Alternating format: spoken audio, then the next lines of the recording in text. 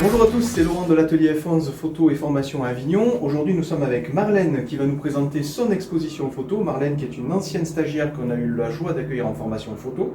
Et aujourd'hui nous sommes à Carpentras chez l'association Arévi, chez laquelle Marlène expose ses œuvres. Elle va nous en parler tout de suite. Alors je fais de la photo depuis à peu près 10 ans.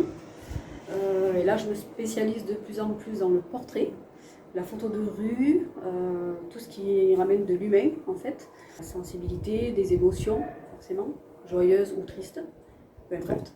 Des émotions réelles, spontanées. Donc tu es une cueilleuse d'émotions quelque part à travers tes photos. Exactement, tu essayes de capter tout ça. De les retranscrire après. Super. Et un peu, c'est quoi ton parcours photo en fait? Tu as une formation, tu as été autodidacte, comment c'est venu? Alors autodidacte, oui, forcément, comme un peu tout le monde. Puis pour me perfectionner, forcément un petit peu de formation aussi, donc dans des clubs photo, Ouais. mais pas très longtemps. Par contre, après formation, donc du coup avec l'atelier F11 en particulier, que je remercie. On a eu plaisir de te recevoir.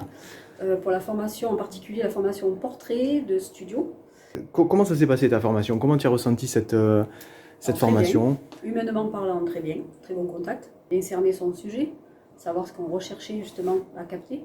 Le cadrage, forcément, les postures à éviter ou au contraire qui sont recommandées. Et du coup, tu as été satisfaite, je suppose, de ton expérience de formation. Si c'était à recommander, tu recommanderais ça à des amis qui photographent, Oui. qui aimeraient par exemple se perfectionner en portrait ou dans d'autres choses? Alors moi, en ce qui concerne le portrait, je recommande oui, pour la simple raison qu'on apprend des techniques, surtout les trucs à éviter. Alors maintenant, tu nous parles un petit peu et tu nous présentes ton expo avant qu'on aille la voir. C'est quoi cette expo? Explique-nous. Alors c'est une expo qui est faite donc, au sein de l'association Arévi de Carpentras, qui est une association socio-culturelle. Donc j'ai photographié les enfants en particulier pendant les ateliers, donc l'aide aux devoirs, après les kermesses, tout ce qui est activité aussi ludique, on va dire, et festive. Ce sont des photos que j'ai saisies sur le vif en fait. Donc certains ont voulu poser, d'autres au contraire sont un peu méfiés, ce qui est tout à fait normal. La confiance s'est instaurée et voilà.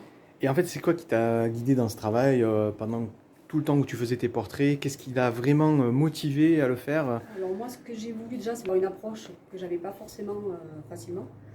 Parce qu'il faut aborder quelqu'un sans vouloir l'offenser non plus. Il faut qu'il y ait une confiance qui s'établisse entre les deux, entre le sujet et moi-même, du vif.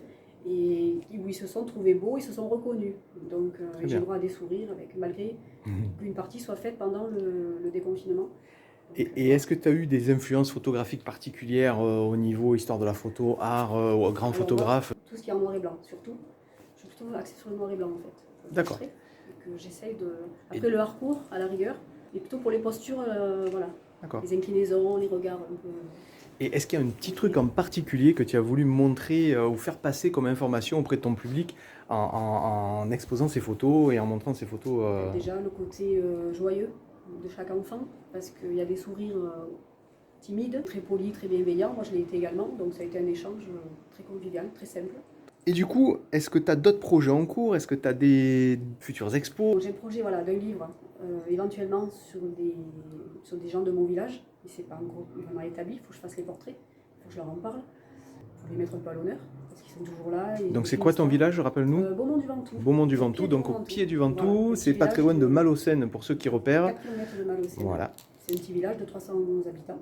Donc une espèce de travail de mémoire collective voilà. pour pouvoir... Mon projet, ça serait d'avoir un portrait, au moins un par personne, et avec une anecdote ou une phrase ou une citation, quelque chose qui les caractérise en fait. C'est un très joli projet, Marlène, et je compte sur toi pour nous faire savoir quand il sera réalisé.